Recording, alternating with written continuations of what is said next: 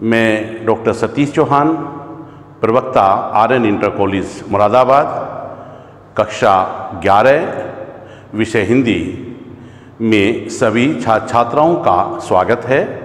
प्रिय छात्र एवं छात्राओं, आज हम ऐसे कवि के बारे में अध्ययन करेंगे जिसे हिंदी में कठिन काव्य का प्रेत कहा जाता है और वह कवि है आचार्य केशवदास। आज हम आचार्य केशवदास के प्रमुख काव्य ग्रंथ रामचंद्रिका के अंतर्गत स्वयंवर कथा और स्वयंवर कथा के साथ साथ विश्वामित्र और जनक की भेंट का अध्ययन करेंगे। और उससे पहले हम आचार्य केशवदास के संक्षिप्त जीवन परिचय पर प्रकाश डालेंगे और उनके जीवन परिचय एवं रचनाएं और काव्यगत विशेषताओं का अध्ययन करेंगे। हिंदी काव्य जगत में रीतिकाल के प्रणेता आचार्य केशवदास का जन्म मध्य भारत के बुंदेलखंड में बेतवा नदी के किनारे स्थित ऐतिहासिक नगर ओरछा के व्यासपुर में हुआ था।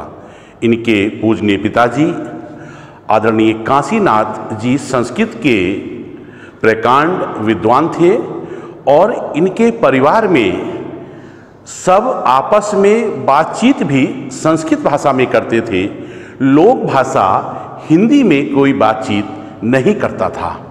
जैसे इस दोहे के माध्यम से आप देखेंगे, भाषा बोल न जानई जिनके कुल के दास, तही भाषा कविता करी जड़मती केशवदास। और केशवदास ओरछा नरेश राम सिंह जी के भाई अनुज इंद्रजीत सिंह के मंत्री, गुरु और उनके साथी दरबारी कवि भी थे। अकबर, बीरबल, टोडरमल, साथ ही उदयपुर के राणा अमर सिंह जी से उनका घनिष्ठ परिचय था। और इसी के साथ महाराज इंद्रजीत सिंह ने उनके सम्मान के लिए उन्हें 21 गांव प्रदान किए थे। केशवदास को भक्ति काल और रीति काल का संधि काल का कभी भी माना जाता है। केशवदास जी आत्मसम्मान के साथ, चूंकि वो राज दरबार में रहते थे, तो राज दरबार में रहने के कारण उनका जीवन विलासिता से भरा हुआ था। और इसके बाद उन्हें वीर सिंह देव का आश्रय भी उन्हें प्राप्त हुआ। व्यवहार कुशल, विनोदी, निर्भीक और स्पष्टवादी उनके केशव की प्रतिभा के महत्वपूर्ण गुण थे। और साहित्य, संगीत, धर्मशास्त्र, राजनीति, ज्योतिष सभी विषयों का उन्हें अच्छा ज्ञान था, यानी पूर्ण अधिकार था। वे अलंकार, संस्कृत के विद्वान तथा अलंकार शास्त्री थे। रीति काल के प्रतिनिधि कवि होने के साथ साथ वे उसके युग प्रवर्तक भी थे। हिंदी साहित्य में वे ऐसे प्रथम महाकवि हुए हैं जिन्होंने संस्कृत आचार्यों की परंपरा का सूत्रपात हिंदी में किया। प्रिय छात्रों, इसे पुनः एक बार देखेंगे कि आचार्य केशवदास ऐसे हिंदी के प्रथम महाकवि हुए हैं जिन्होंने संस्कृत आचार्यों की परंपरा का सूत्रपात हिंदी में किया और इस प्रकार यानी साहित्य साधना करते हुए इस महाकवि का सन 1617 ईस्वी में देहावसान हो गया। अब हम आचार्य केशवदास की प्रमुख रचनाओं को देखेंगे और उन रचनाओं के अंतर्गत सबसे पहले रामचंद्रिका, विज्ञान गीता, रसिक प्रिया, कवि प्रिया, नखशिख, वीर सिंह देव चरित, जहांगीर जस चंद्रिका और रतन बावली। प्रिय छात्रों, जो रामचंद्रिका है उसमें केशवदास जी ने राम और सीता को अपना इष्ट माना है और उनका स्मरण किया है। दूसरी रचना जो है आपकी विज्ञान गीता है, जिसमें उन्होंने आत्मा का परमात्मा से कैसे मिलन हो सकता है इस पर जो है चर्चा की है। तीसरे रसिक प्रिया, जिसमें रसों का विवेचन किया गया है। फिर कवि प्रिया है, कवि प्रिया के अंतर्गत कर्तव्य, किस प्रकार से हमें अपने कर्तव्य बोध होना चाहिए उसका वर्णन है। और इसके बाद में नख से लेकर सिक तक, यानी कि पैरों से लेकर है ना जो सर तक का सौंदर्य है उसका वर्णन है। और जो तीनों रचनाएं हैं, वीर सिंह देवचरित और साथ ही जहांगीर जसचंद्रिका, रतन बावली, इसमें चारण काल की स्मृति को याद किया गया है। तो इस प्रकार से उनकी ये 8 रचनाएं महत्वपूर्ण हैं। और इसके बाद हम आगे चलते हैं उनके जो है साहित्यिक परिचय पर। केशवदास के साहित्यिक परिचय के अंतर्गत केशवदास की रचनाओं में भाव पक्ष की अपेक्षा कला पक्ष की प्रधानता है और वास्तुकला तथा ललित कलाओं का उत्कर्ष इस युग की महत्वपूर्ण उपलब्धि है। वह रीतिकाल के प्रतिनिधि कवि के साथ साथ युग प्रवर्तक भी रहे हैं। उनकी साहित्यिक रचना सबसे अधिक संस्कृत भाषा में मिलती है और लक्षण ग्रंथों का एक नया मार्ग उन्होंने निकाला, जिसके आधार पर संस्कृत का समस्त रीति साहित्य हिंदी में रूपांतरित हो सका। अतः केशव इस युग की सबसे बड़ी विशेषता धर्ममूलक जनवादी दर्शन की भावात्मक संस्कारिता मानी जा सकती है। केशवदास की सफलता का एक बड़ा हिस्सा विरोधाभास को माना जा सकता है और आचार्य केशवदास जी ने संस्कृत की परंपरा का उपयोग अपनी कविता में किया। साथ ही केशव के काव्य की शैली आलंकारिक और भाषा क्लिष्ट होने के कारण उन्हें कठिन काव्य का प्रेत कहा जाता है। अब हम केशवदास की काव्यगत विशेषताओं पर आते हैं। काव्यगत विशेषताओं को हम 2 भागों में बांटते हैं, भाव पक्ष और कला पक्ष।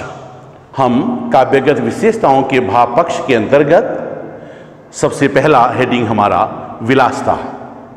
केशवदास जी राजदरबार के कवि थे और इसलिए उनका जीवन राजदरबार में भोग विलास में बीता। केशव की कविताओं में हृदय की अपेक्षा बुद्धि तत्व की प्रधानता है, प्रबलता है और सरसता का उनकी कविताओं में अभाव मिलता है। इसके बाद दूसरा हमारा हेडिंग है पांडित्य प्रदर्शन। केशव अपने पांडित्य प्रदर्शन की धाक जमाना चाहते थे और इस कारण पांडित्य प्रदर्शन के कारण कविता का भाव पक्ष बहुत कमजोर हो गया है। यही कारण है कि केशव की जो कविता है वो बहुत अधिक लोकप्रिय नहीं हो पाई है। और इसके बाद अगला हेडिंग प्रकृति चित्रण, यानी प्रकृति चित्रण में केशवदास की कविताओं में बहुत कम प्रकृति चित्रण देखने को मिलता है। उन्होंने केवल श्रृंगार रस के उद्दीपन रूप को ही अपनी कविताओं में लिया है। और इसके बाद है रीति परंपरा के प्रवर्तक। केशव की गणना रीति काल के कवियों में की जाती है, इसलिए केशवदास को रीति काल का प्रतिनिधि कवि के साथ साथ हम युग प्रवर्तक भी मानते हैं। काव्यगत विशेषताओं के अंतर्गत हम कला पक्ष को देखते हैं और कला पक्ष के अंतर्गत सबसे पहले भाषा। केशवदास जी ने अपनी कविताओं में ब्रज भाषा को अपनाया है, लेकिन बुंदेलखंडी और तत्सम शब्दों का उन्होंने प्रयोग किया है। इसके बाद अगला हेडिंग आता है गुण। हिंदी में 3 प्रकार के गुण जो है पाए जाते हैं, ओज, माधुर्य और प्रसाद। लेकिन केशवदास ने अपने काव्य में ओज और प्रसाद गुणों का वर्णन किया है। इसके बाद आता है शैली। केशव ने मुक्तक और प्रबंध शैली को अपनाया है और केशव की शैली अत्यंत अलंकारिक और क्लिष्ट है, लेकिन वस्तु वर्णन में, वर्णनात्मक संवादों में व्यंग्यात्मक भावात्मक शैली का प्रयोग हुआ है। इसके बाद आता है रस। केशवदास जी ने मुख्य रूप से श्रृंगार रस को अपनाया है और श्रृंगार रस के साथ साथ उन्होंने वीर और शांत रस का वर्णन भी अपने काव्य में किया है। इसके बाद अगला हेडिंग अलंकार। अनुप्रास, यमक, श्लेष, उत्प्रेक्षा, संधे, अतिशयोक्ति तथा वक्रोक्ति अलंकारों का अधिक प्रयोग अपने काव्य में केशवदास जी ने किया है। इसके बाद छंद। केशवदास का प्रमुख काव्य ग्रंथ रामचंद्रिका तो छंदों की नुमाइश कहा जाता है। अलंकारों के महत्व पर केशव का अपना मत भी है और इस दोहे के माध्यम से यद्यपि सुजाति सुलक्षणी सुवरन सरस सुव्रत भूषण बिनु ना विराजई कविता बनीता मिथ।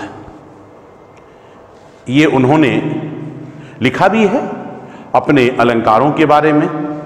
और इसके बाद हम देखते हैं कि केशव की रचना में हमें तीन रूप दिखाई पड़ते हैं, इतिहासकार के रूप में, आचार्य के रूप में और महाकवि के रूप में। साथ ही आचार्य का आसन ग्रहण करने के बाद केशवदास जी ने संस्कृत की शास्त्रीय पद्धति को हिंदी में रूपांतरित करने की चिंता हुई और जीवन के अंत तक बनी रही। सूर और तुलसी के बाद केशवदास को तीसरा मुख्य कवि माना जाता है और उनके जो प्रशंसक हैं उन्होंने लिखा भी है, सूर सूर तुलसी शशि उड़गन केशवदास। अब हम केशवदास के प्रमुख काव्य ग्रंथ रामचंद्रिका में जो सोमवार कथा शीर्षक है उसका यहाँ पर अध्ययन करेंगे और इसे देखेंगे। ये सवैया है। शोभित मंचन की अबली गज दंतमयी छवि उज्ज्वल छाई ईस मनो वसुधा में सुधारी सुधाधर मंडल मंडी जोनाही तामे केशवदास विराजत राजकुमार सवे सुखदाई देवन स्यों जनु देव सभासु सिए स्वयंवर देखन आई। इसमें प्रिय छात्रों, हमें बोर्ड परीक्षा के अंतर्गत संदर्भ लिखना होता है। रेखांकित अंश की व्याख्या हम करेंगे और साथ ही इस पदावतरण पर आधारित जो प्रश्न होते हैं उनका उत्तर भी हमें देना होता है। लेकिन जब हम इसकी व्याख्या करेंगे तो हमारा प्रश्न उत्तर भी उसी से मिल जाएंगे। तो इसमें देखेंगे कि सबसे पहले इसका संदर्भ देखेंगे कि प्रस्तुत पदावतरण रीतिवादी परंपरा के संस्थापक, प्रचारक एवं संस्कृत के प्रकांड विद्वान महाकवि केशवदास के प्रमुख काव्य ग्रंथ रामचंद्रिका के अंतर्गत सोमवार शीर्षक से अवतरित किया गया है। एक बार संदर्भ को फिर देखेंगे कि प्रस्तुत पदावतरण रीतिवादी परंपरा के संस्थापक, प्रचारक एवं संस्कृत के प्रकांड विद्वान महाकवि केशवदास के प्रमुख काव्य ग्रंथ रामचंद्रिका के अंतर्गत सोमवार शीर्षक से अवतरित किया गया है और इसको हम यहाँ महाकवि केशवदास रामचंद्रिका और सोमवार कथा को यहाँ पर हम अंडरलाइन कर लेंगे। इसके बाद हम इसकी व्याख्या पर आएंगे। और मेरे छात्रों, जो व्याख्या जब हम अगर अध्ययन करते हैं व्याख्या पर, तो सारे प्रश्नों के उत्तर हमें व्याख्या से मिल जाते हैं। तो व्याख्या पर एक बार देखेंगे कि केशवदास जी कहते हैं, सीता जी के स्वयंवर की शोभा का वर्णन करते हुए केशवदास जी कहते हैं कि स्वयंवर में हाथी के दांतों से निर्मित, हाथी के दांतों से बनी हुई मंचों की पंक्तियां सुशोभित हो रही हैं। उनकी श्वेत शोभा चारों तरफ बिखर रही है और ऐसा प्रतीत हो रहा है कि विधाता द्वारा, ईश्वर द्वारा सहेज कर रखी गई चंद्रमा की चांदनी पृथ्वी पर शोभायमान है। केशवदास जी कहते हैं कि स्वयंवर में विभिन्न देशों के राजकुमार आए हुए हैं। आए हुए सुंदर राजकुमार ऐसे शोभित हो रहे हैं मानो देवताओं के साथ संपूर्ण देव सभा ही सीता जी के स्वयंवर को देखने चली आई है। इसके जो है बाद हम अब जो इसके प्रश्न उत्तर हैं उसका उत्तर हमें सरलता से मिल जाएगा। और यहाँ पर देखेंगे कि सीता जी के स्वयंवर को देखने के लिए कौन चली आई है। तो सीता जी के स्वयंवर को देखने के लिए देवताओं के साथ देव सभा भी चली आई है। सुंदर उज्जवल छवि वाले मंच किस वस्तु के बने हैं, किस धातु के बने हैं? तो सीधा सरल उत्तर है कि सुंदर उज्जवल छवि वाले मंच जो हैं हाथी के दांत के बने हुए हैं। और तीसरा प्रश्न है कि प्रस्तुत पदावतरण में कौन सा अलंकार है? तो इसमें अनुप्रास और उत्प्रेक्षा अलंकार है। अब इसके हम एक बार शब्दार्थ को देखेंगे। अबली यानी पंक्ति, आगे गज दंतमयी हाथियों से दांत से बने हुए मंच, सुधाधर मंडल, चंद्रमा के आसपास बनाने वाला जो घेरा होता है वह जोनाही, चांदनी और देवंशियों देवताओं सहित। अब इसका दूसरा हम सब न सर, इसको तो देखना पड़ेगा ना। अच्छा अच्छा अच्छा अच्छा अच्छा, ठीक। हाँ, इसके बाद अगला हम सवैया को देखेंगे। यहाँ सातव दीपन के अवनीपति हार रहे जिये में जब जाने 20 विषे व्रत भंग भयो सो कहो अब केशव को धनुताने शोक की आग लगी परिपूर्ण आए गए घनश्याम बिहाने जानकी के जनकादिक केशव फूल उठे तरु पुण्य पुराने। साथो साथ, दीपन दीप, आगे अवनीपति यानी राजागण, और जिये यानी मन हृदय, 20 विषय यानी पूर्ण रूप से 20 विश्वा, व्रत भंग यानी प्रतिज्ञा का भंग होना, सो कहो, धनु धनुष, ताने तानने यानी प्रत्यंचा चढ़ाना, शोक की आग लगी परिपूर्ण यानी शोक की अग्नि, घनश्याम काले बादल अर्थात श्री राम के लिए आया है। बिहाने, बिहाने का अर्थ प्रातः काल भी होता है, लेकिन यहाँ पे बिहाने का शब्द है कि राम बिहाने अर्थात यानी सीता से विवाह करने। फिर फूले प्रसन्न होना, तरु पुण्य, तरु माने पेड़ के होता है, वृक्ष के होता है, और पुण्य हमारे किए गए कर्म। तो इसका संदर्भ वही रहेगा कि प्रस्तुत पदावतरण रीतिकाल के प्रतिनिधि कवि केशवदास के प्रमुख काव्य ग्रंथ रामचंद्रिका के स्वयंवर कथा से अवतरित किया गया है। इसके बाद रेखांकित अंश की व्याख्या है और प्रश्नों के उत्तर मैंने कहा था कि वो हमें व्याख्या से ही हमें सहजता से आसानी से मिल जाएंगे। तो अर्थ को एक बार देखेंगे।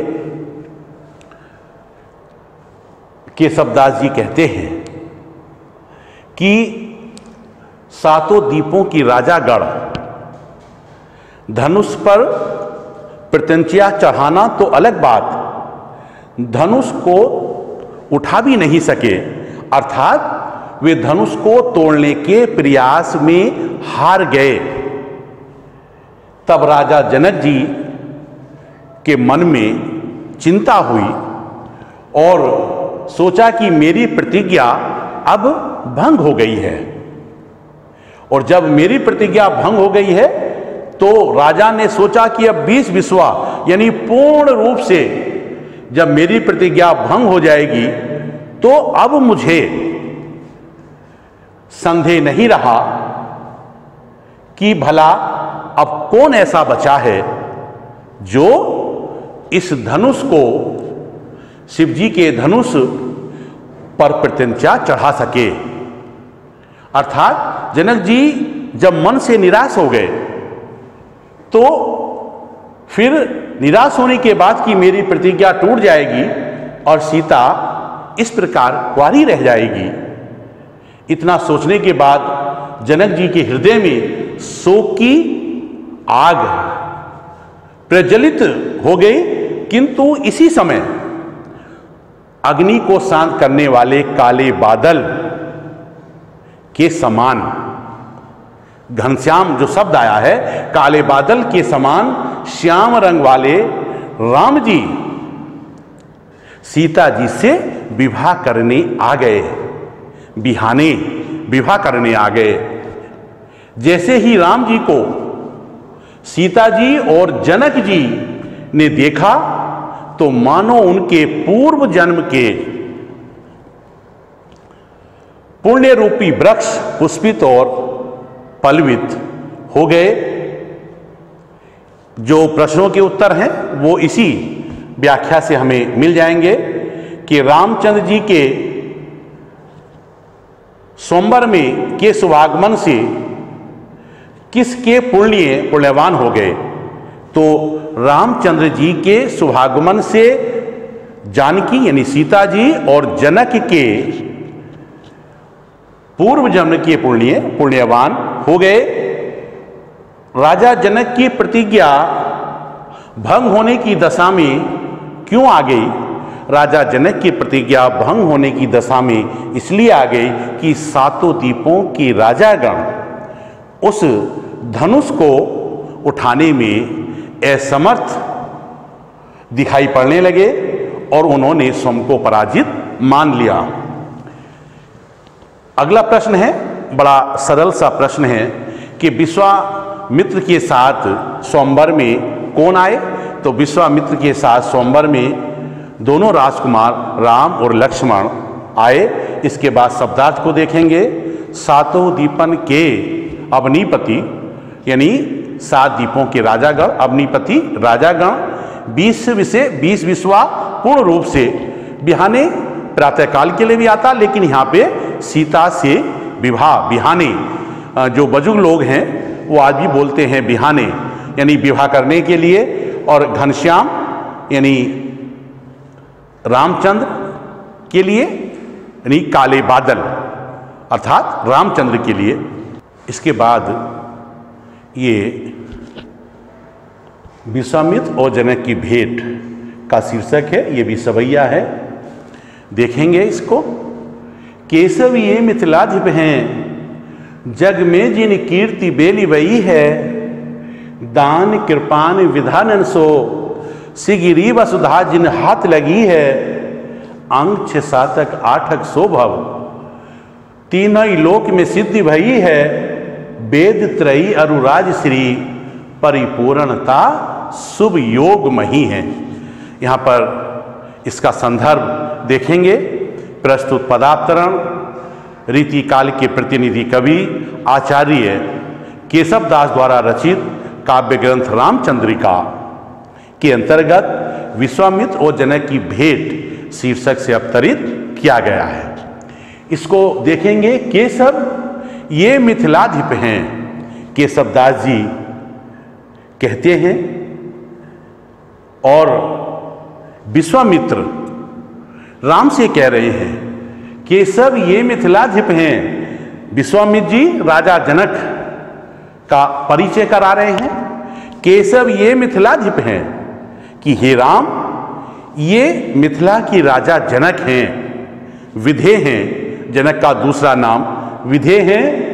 जग में जिन कीर्ति बेली वही है, कि जिन्होंने यश रूपी लता को, यश रूपी बेल को बोया है।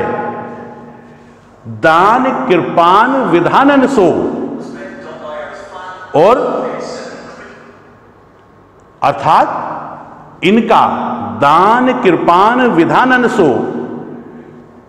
यानी दान, कृपान तलवार, विधानन सो यानी राजनीति और दान रूपी, अर्थात तलवार को चला करके, दान तलवार राजनीति तथा दान रूपी तलवार को चला करके इन्होंने सो सिगरी, सिगरी माने सारी, वसुधा पृथ्वी, कि इन्होंने सारी पृथ्वी को अपने अधिकार में कर लिया है, अपने बस में कर लिया है।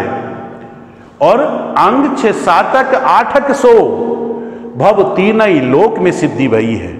यहां पर कह रहे हैं कि अंग 6, वेद के 6 अंग माने गए हैं।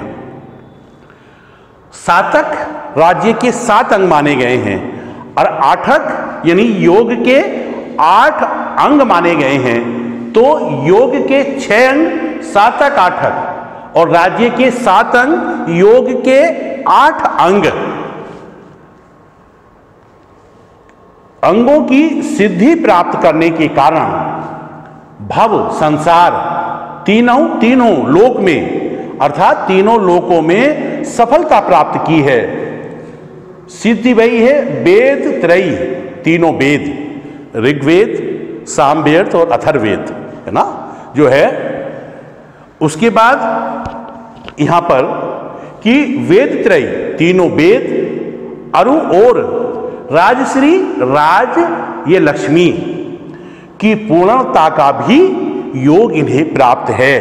अर्थात यानी यह वेदों के ज्ञाता हैं तथा लक्ष्मी के स्वामी भी हैं। सरस्वती और लक्ष्मी एक साथ बहुत कम ऐसा होता है, संयोग है कि सरस्वती और लक्ष्मी एक साथ वास करती हों, लेकिन सरस्वती और लक्ष्मी का होना कठिन है। लेकिन इन्होंने अपनी महानता के कारण दोनों को साथ साथ प्राप्त कर लिया है।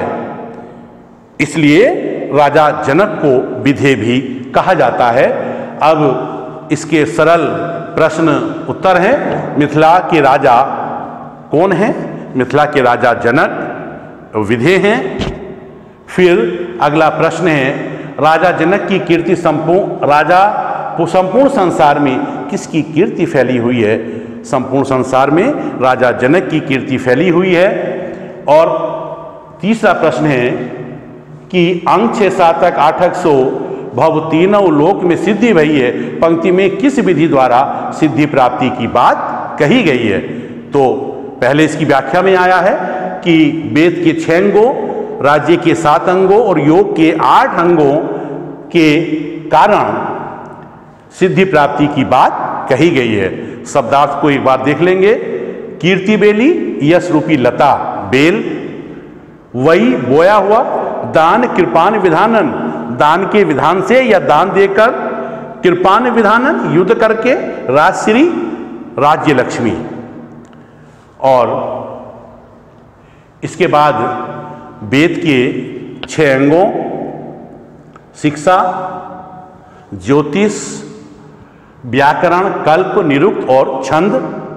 ऐसे ही राज्य के 7 अंग, राजा, मंत्री, मित्र, कोश, सेना, देश और दुर्ग। इसके बाद योग के 8 अंग, यम, नियम, आसन, प्राणायाम, प्रत्याहार, धारण, ध्यान और समाधि। प्रिय छात्र एवं छात्राओं, हमने अभी आचार्य महाकवि केशवदास, जिन्हें हम महाकवि के रूप में, इतिहासकार के रूप में और आचार्य के रूप में जानते हैं, उनके काव्य ग्रंथ रामचंद्रिका के अंतर्गत विश्वामित्र, जनक की भेंट और स्वयंवर कथा की व्याख्या प्रस्तुत की। आप तनाव मुक्त होकर के अध्ययन करेंगे और साथ ही आपको यह प्रेरणा भी देता हूँ कि इस समय कोरोना वायरस का संक्रमण है, उससे आप भी बचें और अपने परिवार, अपने आसपास के लोगों को प्रेरित भी करें। मैं इन्हीं शुभकामनाओं के साथ अपनी वाणी को विराम देता हूँ।